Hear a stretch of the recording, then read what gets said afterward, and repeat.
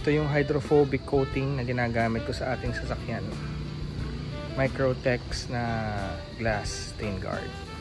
Alright, so natapos na natin lagyan ng stain guard.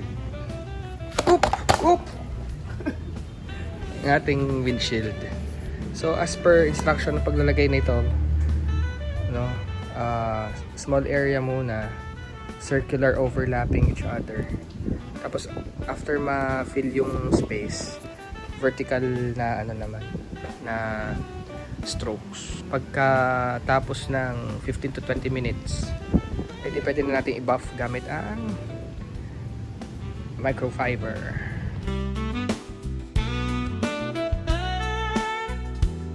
Subukan natin ulit itong EasyWorks Watermarks Remover. Ginamit ko to before sa aming Avance nga ba yun, sa VS. Sa totoo lang hindi siya gumana. Parang wala siyang improvement na nakita. Pero feeling ko ito, pinagtaka ko ngayon, tinasting ko dito sa CRV. Natanggal yung watermarks. So siguro may mga certain degrees or certain severity or level ng